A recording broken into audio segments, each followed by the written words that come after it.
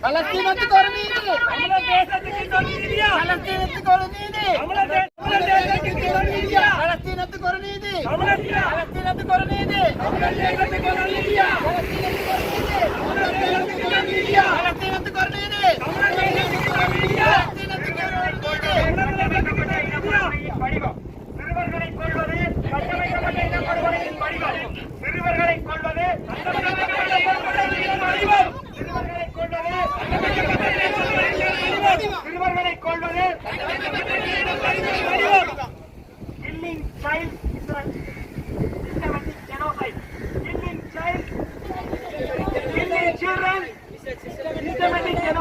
Killing children.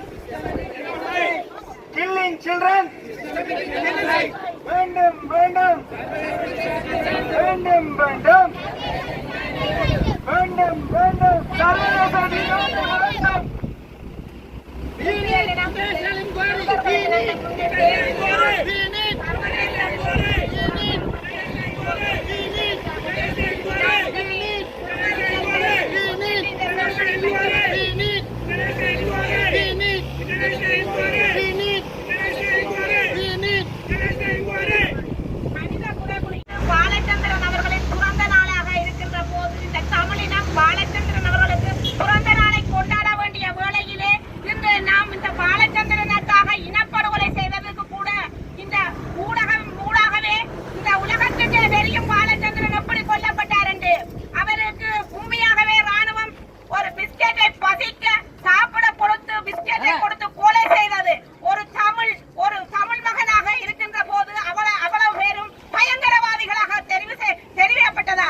அதே போன்றுதான் இன்று இந்த சிறுவர்களும் இந்த புதைகுழியில புதைக்கப்படுகின்ற சிறுவர்களும் அவர்களுக்கு பயங்கரவாதியாக தெரியப்பட்டது. அவர்கள் சிறு பிள்ளையில எந்த விதமான ஒரு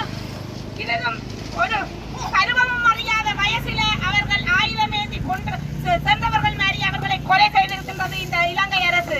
எனவே நாம் இந்த சிறுவர் தினத்திலே இன்றைக்கு இந்த கவனஈர்ப்பு போராட்டத்தை செய்திருக்கின்றோம். தொடர்ச்சியாக நாங்கள் அடையாள உண்ணாவிரத போராட்டத்தை செய்து இன்றைய நாளை நிறைவுக்கு கொண்டு வருகின்றோம். எனவே நாம் இந்த நிறைவுக்கு கொண்டு வருகின்ற வேளையில் ஐநா மனித உரிமை ஆணையகத்துக்கு ஒரு அறிக்கையினை சமர்ப்பித்து நாம் இந்த அடையாள உண்ணாவிரத போராட்டத்தினை நிறைவு செய்ய இருக்கின்றோம்.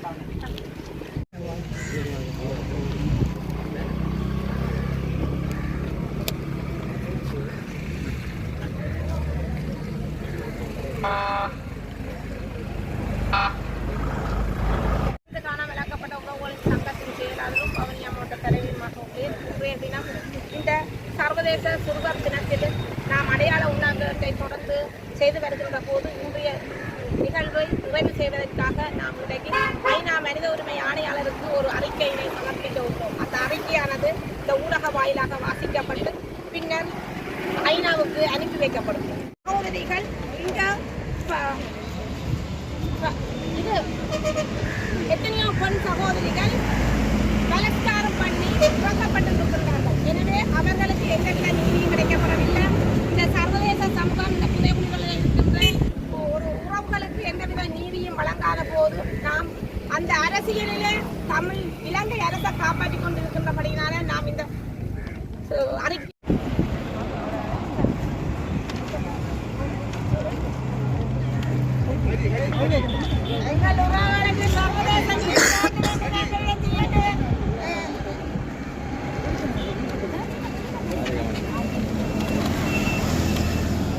உறவுகளுக்கு சர்வதேச நீதி வேண்டும் என்று சொல்லி இந்த அறிக்கையை நான் இருக்கிறேன்.